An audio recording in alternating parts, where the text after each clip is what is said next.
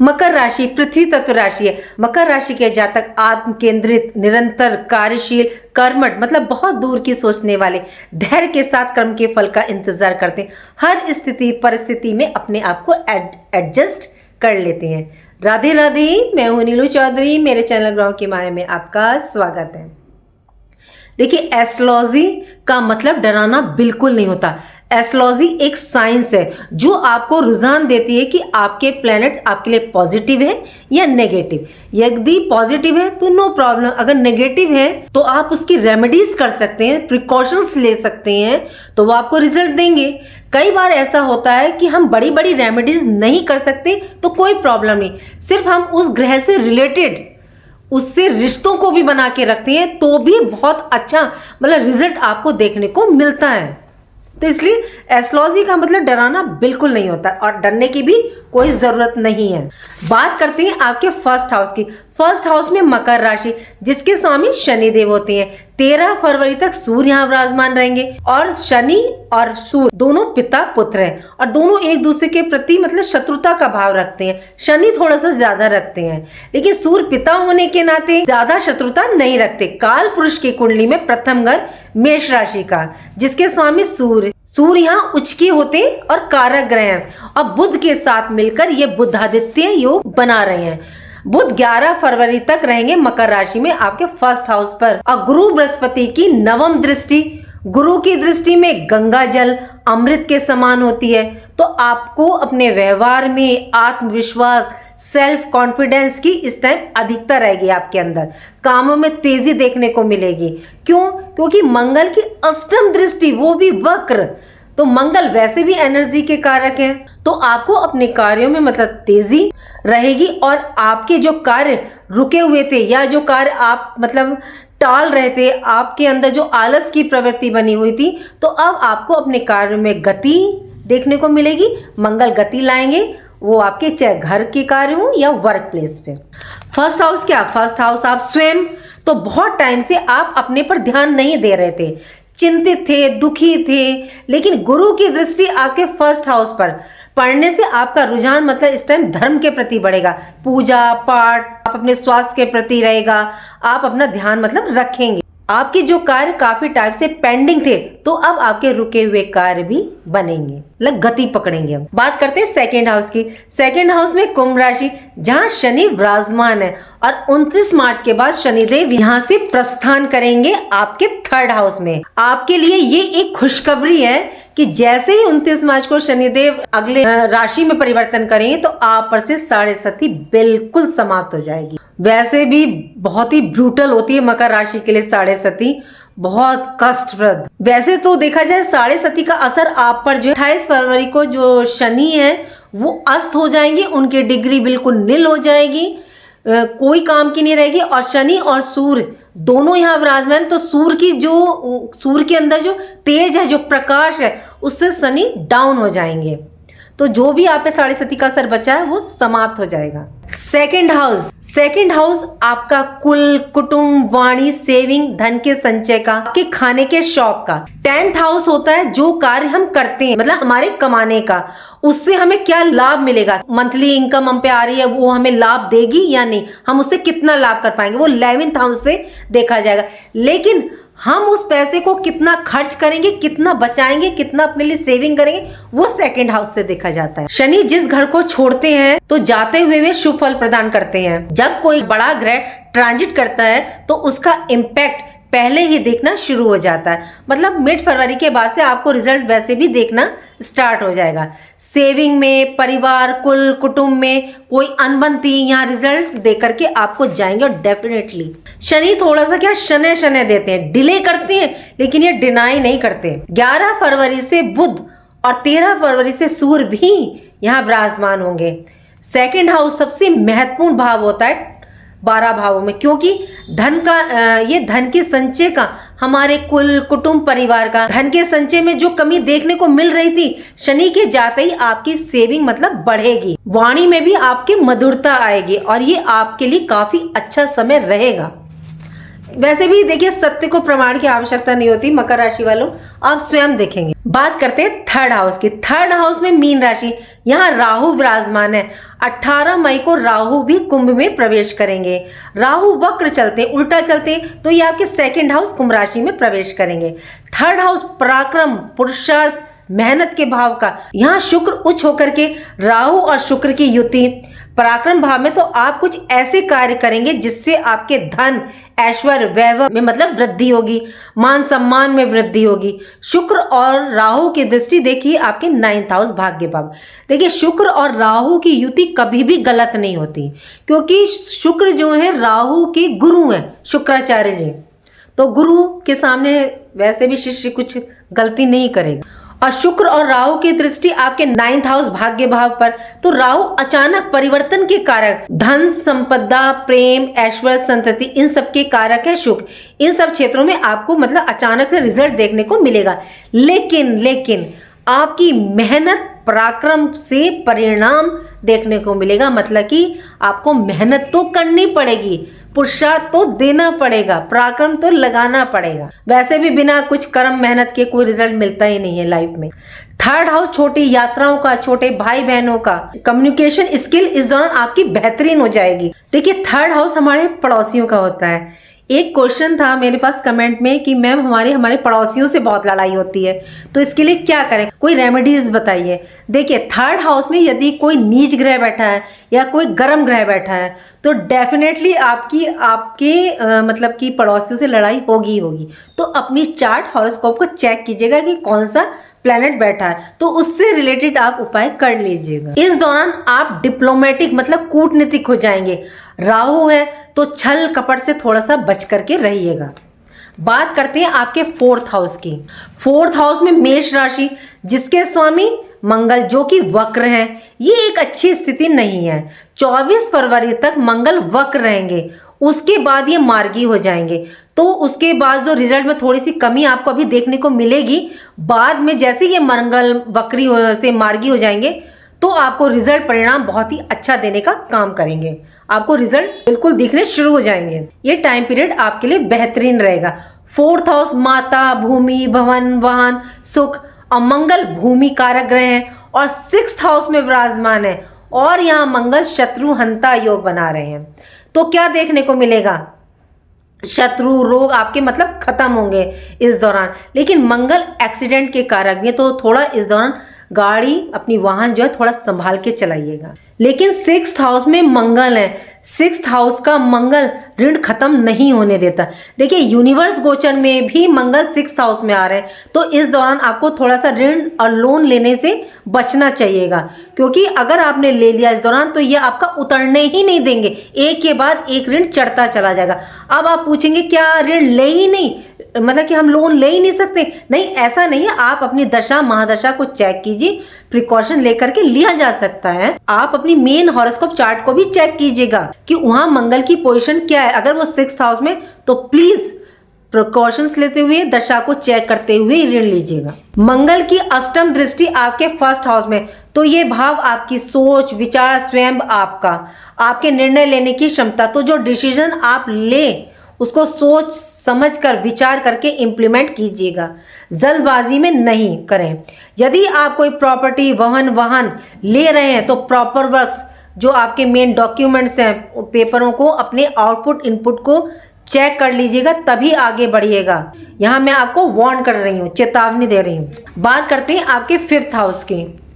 तो 5th house की स्थिति बेहतरीन है, सुंदर है। 5म भाव में गुरु बृहस्पति मार्गी है। 5म भाव काल पुरुष की कुंडली में बृहस्पति यहाँ के कारक हैं। 4 फरवरी से ये मार्गी हो चुके हैं, तो अब आपको संतान से रिलेटेड आपके सब कार्य बनेंगे। संतान के प्रति कोई डिसीजन लेना चाह रहे थे, तो ये बेहतरीन समय आपके लिए रहने वाला। एजुकेशन रिलेटेड कोई डिसीजन लेना है, या विदेश जाना चाहते हैं, या कैरियर की दृष्टि से, तो ये उत्तम समय है। लव रिलेशन की दृष्टि से भी ये बेहतरीन है। जीवन के पूर्ण उत्थान का तो बेस्ट टाइम पीरियड, क्रिएटिविटी के लिए ये बहुत ही उत्तम समय है। 5th हाउस मतलब हमारे पूर्व जन्म पुण्य के फलों का, और ये एक सुंदर स्थिति कि गुरु बृहस्पति स्वयं विराजमान है मार्गी अवस्था में। इनकी पूर्ण दृष्टि आपके 11th हाउस पर, लाभ भाव, इच्छा पूर्ति पर। तो इस दौरान आपके पूर्व पुण्य फल से आपको लाभ, इच्छाओं की पूर्ति संभव है। बात करते हैं आपके 6th हाउस की। तो 6th हाउस में मंगल वक्री हैं, शत्रुहंता योग बना रहे हैं, ये मैं पहले डिस्कस कर चुकी हूँ। मंगल पराक्रम एनर्जी को दिखा रहे हैं। यदि आप पुलिस, आर्मी, स्पोर्ट्स में जाना चाहते हैं तो ये एक आपके लिए बहुत ही बेस्ट टाइम है, आपको सक्सेस डेफिनेटली मिलेगी। बात करते हैं 7th हाउस की। यहाँ कर्क राशि, जिसके स्वामी चंद्रमा है, जो अस्थिर चलायमान रहते हैं। 11 फरवरी तक बुध और 13 फरवरी तक सूर्य की दृष्टि रहेगी आपके 7th हाउस पर।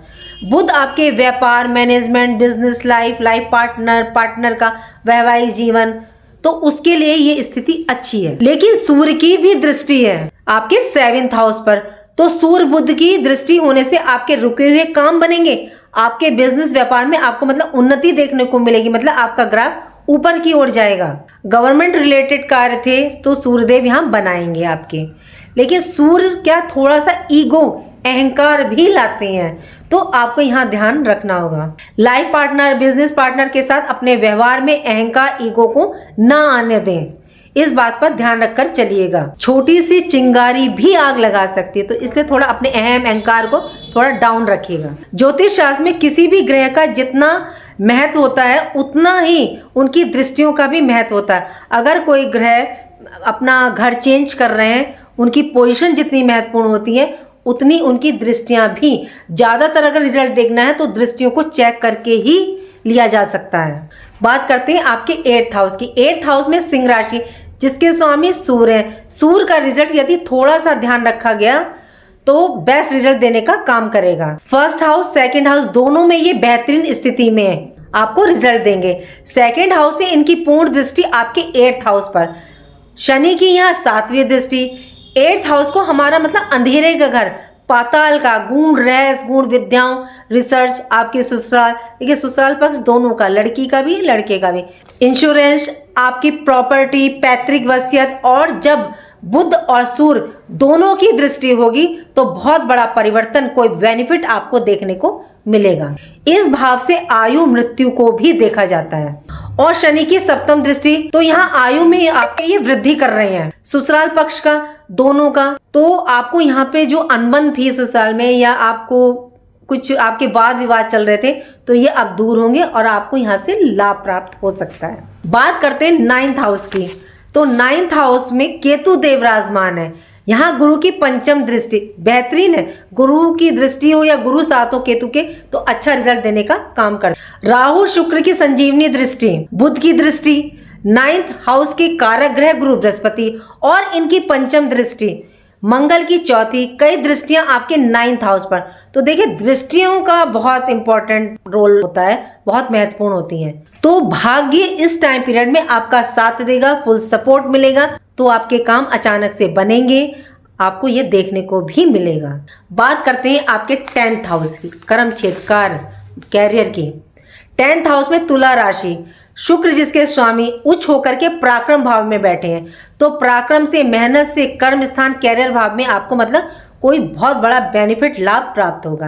लेकिन मेहनत और पराक्रम से जॉब या प्रमोशन चाह रहे हैं, जॉब स्विच करना चाहते हैं, या गवर्नमेंट रिलेटेड कोई काम आपका रुका हुआ था, पिता से लाभ, सरकार से लाभ, क्योंकि शुक्र उच्च के हैं और राहु साथ में, तो अचानक से लाभ देने का काम करेंगे आपके कार्य में। देखिए यदि आप अपने कैरियर में जॉब छोड़ के बिजनेस में आना चाहते हैं, या कोई दूसरी जॉब ढूंढ रहे हैं, या आप बिजनेस चेंज करना चाहते हो, इसके लिए 11th हाउस देखा जाता है, इसके लिए 10th हाउस जिम्मेदार नहीं रहता। तो अगर चेंज कर रहे हैं तो इस बात का ध्यान रखिएगा कि आपके हॉरोस्कोप में 11th हाउस में कौन सा प्लैनेट है। बात करते हैं 11th हाउस की। 11th हाउस पर गुरु बृहस्पति की पूर्ण दृष्टि, लाभ भाव पर, इच्छा पूर्ति के घर पर। तो मतलब आपकी कोई मतलब इच्छा पूर्ति संभव होगी। देखिए इच्छा पूर्ति सिर्फ धन रिलेटेड ही नहीं होती, सुख, भवन, वाहन, धर्म रिलेटेड हो सकती है, मतलब कुछ भी हो सकती है। इच्छा पूर्ति जो आप चाह रहे हैं, काफ़ी टाइम से पूर्ण नहीं हो रही थी, तो वो अब आपकी पूरी होगी। बात करते हैं आपके 12th हाउस की, 12वें घर की। तो 12th हाउस में धनु राशि, जिसके स्वामी गुरु बृहस्पति आपके 5th हाउस में, और 4 फरवरी के बाद से ये मार्गी, और ये बहुत ही बेहतरीन रिजल्ट देने का काम कर रहे हैं। और इनकी दृष्टि आपके 11th हाउस, लाभ भाव पर, कितनी सुंदर स्थिति। 12th हाउस पर मंगल की 7वीं पूर्ण दृष्टि, लेकिन वक्र है। और 12th हाउस के स्वामी गुरु बृहस्पति की स्थिति बहुत सुंदर है, तो वो भी अपने कारक भाव में, तो विदेश रिलेटेड कोई गतिविधियां हैं उनमें लाभ देखने को मिलेगा। 12th हाउस विदेश रिलेटेड कार्यों के लिए सबसे उत्तम माना जाता है। एमएनसी कंपनी में जॉब करना चाह रहे थे तो उसमें सफलता मिलेगी। कोई कोर्ट कचहरी केस चल रहा था तो उसमें भी आपको राहत मिलेगी, नहीं तो रास्ता जरूर दिखेगा इस दौरान आपको। हॉस्पिटल के चक्कर लगाते लगाते आप थक गए थे, समझ नहीं आ रहा था कि क्या प्रॉब्लम है, तो स्वास्थ्य में आपके सुधार देखने को मिलेगा। मंगल की पूर्ण दृष्टि होने से आपको अपने कार्य में तेजी देखने को मिलेगी। मंगल गर्म ग्रह हैं तो ये आपके अंदर मतलब तेजी लेकर के आएंगे, तो ओवर कॉन्फिडेंस आपका ये थोड़ा सा बढ़ सकता है, तो यहाँ ध्यान आपको रखना है। आपको मतलब कोई भी निर्णय इस टाइम जल्दबाजी में नहीं लेना है, तो प्लीज सोच समझकर विचार करके डिस्कस करके ही लीजिएगा। देखिए, मकर राशि के जातकों आपको उपाय तो करके चलना पड़ेगा। क्यों? क्योंकि मंगल आपके वक्र हैं, तो यहाँ आपको एक देखिए, और एक ये वर्ष में बार बार कह रही हूँ कि मंगल का इसका जो काउंट है वो मंगल पर आ रहा है, तो आप जो है रक्तदान कर सकते हैं, अपना ब्लड डोनेट कर सकते हैं। लेकिन अगर आप स्वस्थ हैं तो, कोई प्रॉब्लम अगर आपको नहीं है तो इसका सबसे बेस्ट रिजल्ट आपको देखने को मिलेगा। और मंगल के लिए आप हनुमान जी के मंदिर में जा करके भी उनकी पूजा कर सकते हैं। आप उनके बजरंग बाण पढ़िए, चालीसा पढ़िए, बेस्ट रिजल्ट है। और अगर आप सुंदरकांड आपके घर में पढ़ रहे हैं तो ये मैं आपको बता दूं, आप लोग ने टाइम पूछा था, तो ये संध्या समय 4 से 6 के बीच सबसे बेस्ट और उत्तम माना जाता है। और यदि आप मंदिर में जाके प्रसाद चढ़ा रहे हैं तो सो प्लीज़ उस प्रसाद को वहीं सबको बांट दें, और नहीं है यदि कोई लेने के लिए तो आप उसको हनुमान जी के आगे रख दें। प्लीज़ उसको घर लेकर के ना आए। राहु के मंत्र का जाप कीजिएगा, ओम रांग राहवे नमः का जाप कीजिएगा, सुन लीजिएगा। लेकिन अगर आप स्वयं कर रहे हैं 11, 21, 108 बार एक माला कर रहे हैं तो पश्चिम दिशा को मुंह करके कीजिएगा, और आगे अपने गुड़ रख लीजिएगा और जल रख लीजिएगा। जब मंत्र का जाप पूरा हो जाए तो जल को आप किसी भी पौधे पे चढ़ा दीजिए, बढ़ा दीजिए, और गुड़ अगर आपके बाहर कोई गली मोहल्ले में कुत्ता हो तो उसको दे दीजिए। और यदि आपके घर के आसपास कहीं सफाई कर्मचारी हैं तो आप उनकी धन दे के सेवा कर सकते हैं, नहीं तो कुछ उन्हें ज़रूरत की चीज़ आप उन्हें दे सकते हैं। देखिए, जब तक शनि आपके 2nd हाउस में है तो शनि के लिए मैं आपको कई बार बताती हूँ कि या तो इनके मंत्र का जाप कर लीजिए, इनके 10 नाम ले लीजिए, ये बहुत अच्छा रिजल्ट देते हैं। 10 ओम शम शनिश्चराय कर लीजिए, या नीलांजन समवाशम रविपुत्रम यमागजम छाया मार्तंग शंभूतम तम नमामि शनिश्चरम का जाप कर लीजिए। अगर आपसे गलत होता है, क्योंकि आप लोग कहते हैं मात्रा बिंदी गलत हो जाए तो इसका रिजल्ट गलत मिल सकता है, तो जी हाँ, तो आप इनके 10 नाम ले लीजिए। कौन स्थे पिंगलो भव्र कृष्णा रौद्रांत को यमे सौरी शनिश्चरो मंदे पीपला दिन संस्थित एतानि शनि नामानि जपे सन्निधौ शनिश्चर कृता पीड़ा न कदापि भव्यति। ओम शम शनिश्चराय नमः। इनके साथ इनकी पत्नी का नाम जरूर लेना पड़ेगा। 10 निधाम नीचे कंकाली कलाप्य कंडकी कलही चौतरंगी महिषीजा शनि नमानी पत्नी नामितानी सज्जन पनपुमान दुकानी नाश्यतम सौभाग्यन वर्धते सुखम। जय शनिदेव। पूरे वर्ष में आपका जन्म दिवस जब भी आए, और अगर निकल गया है तो नो प्रॉब्लम, वर्ष में एक बार काले सफेद रंग का कंबल जरूर दीजिएगा। केतु को तो हमेशा ही शुभ रख के चलेगा, क्योंकि ये वर्ष है मंगल का, लेकिन इस पर जो सबसे ज्यादा प्रभाव रखेंगे वो आपके जुपिटर, गुरु बृहस्पति और केतु रखेंगे। सो प्लीज दान करते रहिएगा, कोई प्रॉब्लम थोड़ी होती है इससे। और एक मैं हमेशा कहती हूँ, शिव है तो हमारी हर समस्या का समाधान है। आप अगर शिवलिंग पे जा रहे हैं तो 1 लोटे जल में आप काला तिल डालें, गुड़, शहद, दूध, कच्चा जो भी डाल सकते हैं डाल के शिव को अर्पण कीजिए। ओम नमः शिवाय का जाप कीजिए, तो आपकी हर समस्या का समाधान है। उम्मीद करती हूँ कि जो जानकारी मैंने आपको दी वो आपको अच्छी लगी होगी, और अच्छी लगी है तो लाइक कीजिए, कमेंट बॉक्स में हर हर महादेव लिखिए, और मेरे चैनल ग्रहों की माया को सब्सक्राइब कीजिए। राधे राधे, जय माँ बाबा।